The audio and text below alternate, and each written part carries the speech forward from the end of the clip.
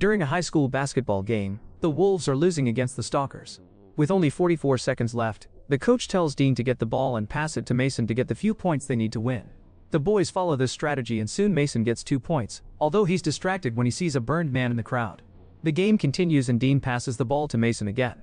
He throws it at the last second and watches in horror as the burned man appears in front of him, reaching out with its black hand. At that moment the ball gets the final points and the Wolves win, so Mason is surrounded by his overjoyed team. A terrified Mason runs to the changing room and notices the goosebumps on his arm as he opens his locker. He throws out a bunch of things until only a strange artifact is left. While a voice whispers his name, Mason goes looking for a weight. At that moment the burned man enters the room and Mason begs for more time before throwing the weight on the artifact, smashing it into pieces. Then he looks at the door and is relieved to see his teammates coming in.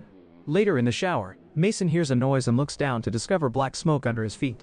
When he turns around, the burned man grabs him by the neck and inserts a hand down his throat to set Mason on fire. When his teammates hear the screaming, they rush to the shower and find Mason burning to death. 6 months later, Chris moves to her cousin's house. She's doing some sketching on the windowsill when she suddenly zones out, staring at the ground with dark thoughts almost sneaking in. Thankfully, she's snapped out of it by her cousin Rel, who offers to help her unpack. At school, Rel shows Chris around and she shares a look with a girl named Ellie. Chris is assigned a locker that says horse, so Rel explains that it used to be Mason's nickname. Suddenly Dean and his teammates surround Chris, saying she shouldn't use that locker out of respect. His girlfriend Grace cuts in to point out that this school is very old, so all the lockers belong to dead people.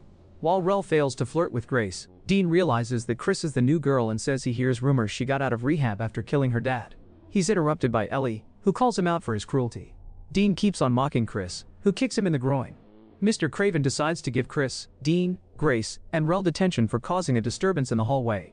When Ellie tries to defend Chris, she gets detention as well.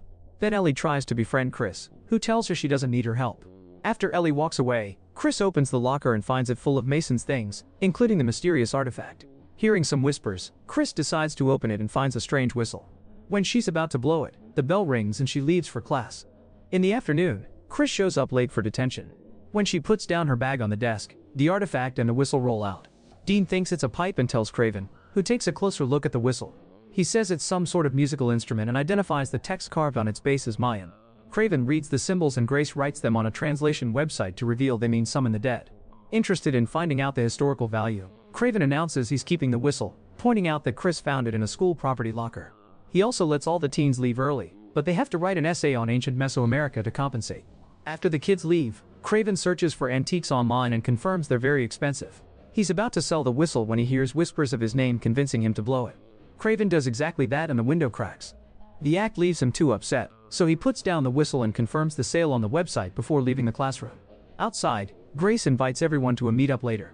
After the others leave, Rel tells Chris that what happened to her father wasn't her fault, but she doesn't want to talk about it. At that moment Rel realizes he forgot something and rushes back to the classroom. He finds Craven's laptop still open with the website displaying the antique prices, which gives him an idea. Meanwhile, Chris is approached by Noah, who introduces himself as a youth pastor. He invites her to church while trying to sell her happy powder, even offering a welcome sample. At that moment Rel comes back and tries to push Noah away from his cousin, but Noah easily overpowers him and throws him on top of a car before pulling out a knife. After talking about God and telling Chris he'll always be there if she needs him, he leaves. Rel explains that Noah sells illegal substances to the kids who go to his church and a year ago, a child died from an overdose. In the evening, Craven discovers that the artifact is empty. He searches for the whistle everywhere to no avail. Then he hears a noise and assumes it's the janitor, but when he steps into the corridor he sees a strange figure standing in the darkness. Suddenly Craven is startled by a hand on his shoulder, however it's just the janitor. The mysterious figure is gone, so Craven assumes he's been imagining things. He then returns to the classroom and notices that he can see his breath. When he turns around, he finds a creepy creature with weird goo coming out of its mouth. This creep stabs Craven with both hands to squeeze his lungs until he dies. The janitor walks past the door but doesn't see anything. The same goo appears in Craven's mouth as he transforms into the creature before collapsing. At Grace's house, Rel reveals he stole the whistle. Chris refuses to mingle with the group but can't stop staring at Ellie, who injects her leg with her diabetes medicine. Grace's brother Timmy tries to spy on their party but she sends him to his room. When Chris announces she's leaving, Ellie tries to convince her to stay. At that moment Dean dares Grace to blow the whistle. When she does so, everyone covers their ears because a painful noise echoes for a few seconds. Once it's over, Dean tells everyone to be quiet because he can hear something else, but this is just an excuse to fart. Chris then leaves, so Ellie follows her to invite her to the Harvest Festival, saying it'd be really nice if she came. After Chris says yes, Ellie leaves. Then Chris asks Rel if Ellie likes boys or girls, but Rel has no idea.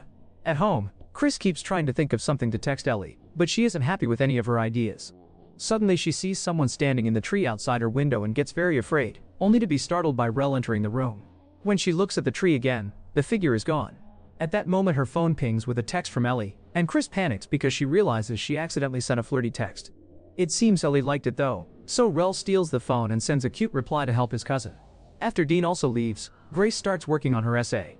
She keeps hearing noises and someone whispering her name, but she assumes it's Timmy pranking her. When she sees the light in her brother's room going out, she realizes that he isn't making the noises around her.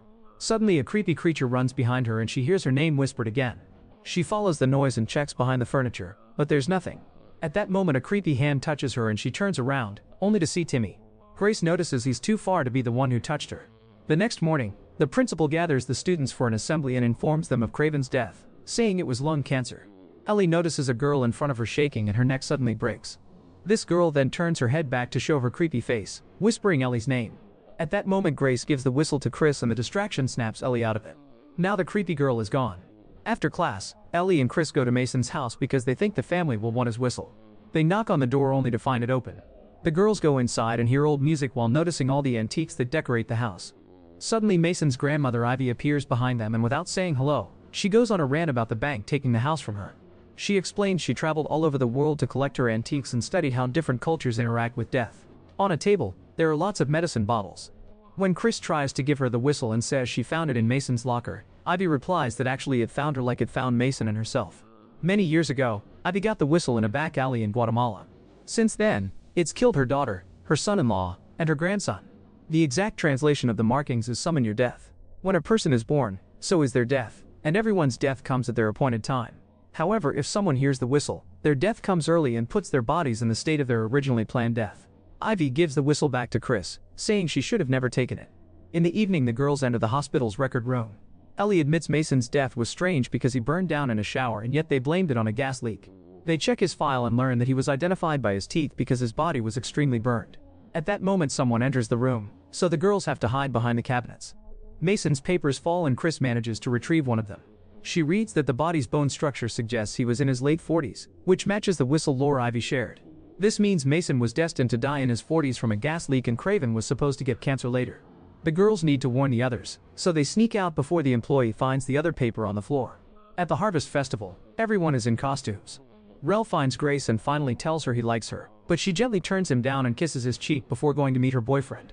Dean mocks Rel's costume and Rel has a drink to forget. When Ellie and Chris arrive, Noah tries to bother them and calls them a slur, so Ellie kicks him in the groin. Noah pulls out his knife but Chris steps on his hand to steal it. She then pokes his nose with it and mentions the child who overdosed. Noah claims he doesn't know anything, so Chris cuts his nose before getting rid of the knife. Meanwhile, Dean and Grace split in the haunted maze, where they keep getting startled by employees in costumes. Dean finds a wheel and spins it to get a result that says you decide your fate. In one of the many corridors, Grace is shocked to find an old woman surrounded by an ethereal light. When she calls her name, Grace walks away only to find the old woman again. She immediately runs and calls Dean for help, but he thinks she's being silly about disguised employees. Suddenly the old woman startles Grace and causes her to fall, dropping her phone in the process.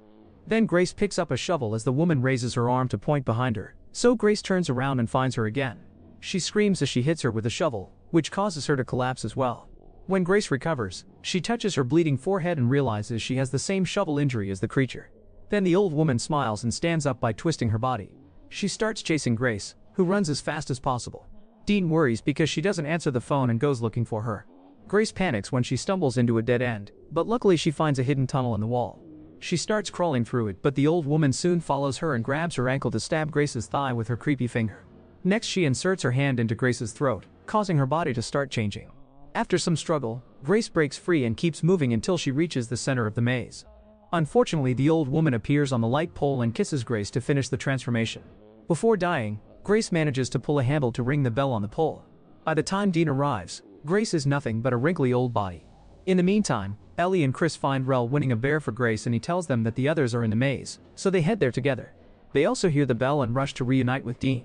Afterward in the school gym, Dean refuses to accept that the body was Grace's.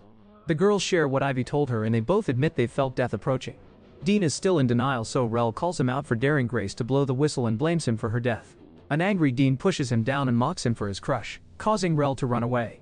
Moments later, a very drunk Dean enters his bedroom through the window. When he looks in the mirror, he's shocked to see a man with severe bleeding injuries. He steps back and accidentally breaks his lamp, so he rushes to turn on the main light instead, only for the man to disappear. Then his parents knock on the door, so Dean pretends he was just having a nightmare. His father scolds him for drinking and driving, saying it'll kill him someday. Meanwhile at Chris' house, she tells Ellie that a year ago she overdosed. Her dad took her to the hospital in his car, but unfortunately a truck hit them on the way and killed her dad. Sometimes she thinks it should have been her. Ellie comforts her before kissing her, and the girls end up doing the naughty. On the roof, Rel sits under the rain thinking about Grace. Suddenly he sees blood on his hands and the teddy bear, followed by a body inside an industrial grinder. However, this is all his imagination. The next day Rel and the girls visit Ivy, who is sick in bed. She explains that to stop the curse, they must transfer their death to someone else by marking them with their blood. When Chris looks in the mirror, she sees her death behind her with a needle in her arm. As her death disappears, Ivy dies in bed. Afterward, the trio discusses what to do. Rel wants to pass his death, but Ellie sees it as murder and is against it. They argue about it and Rel ends up leaving alone. At home, Dean sees the news of Grace's death and turns off the TV, still in denial. Suddenly his door opens a little and a creepy hand peeks into the room.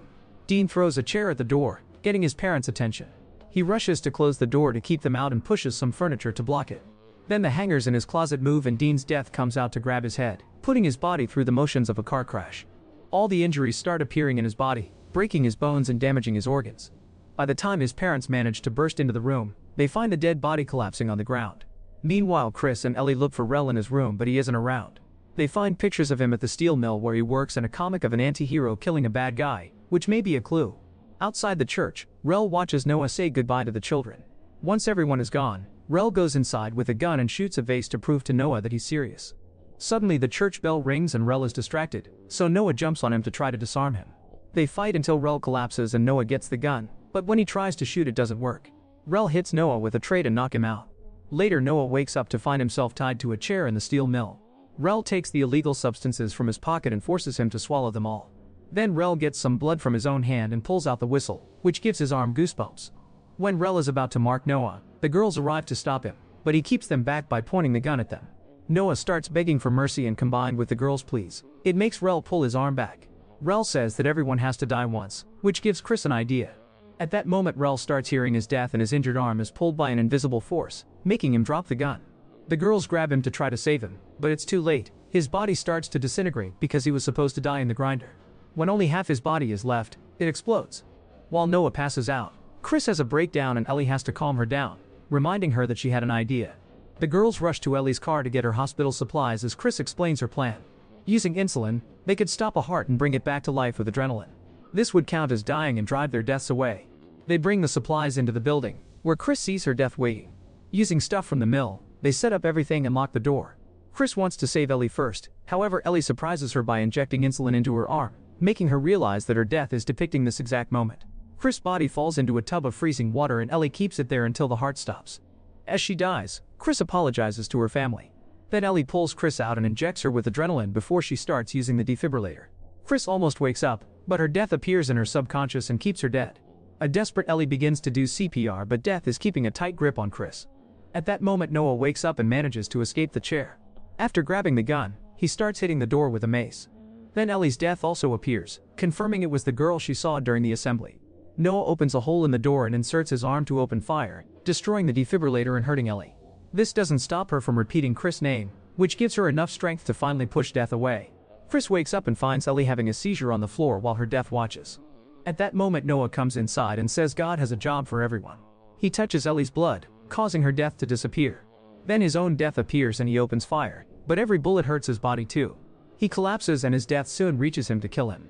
Chris embraces Ellie while it's revealed that a bullet has destroyed the whistle.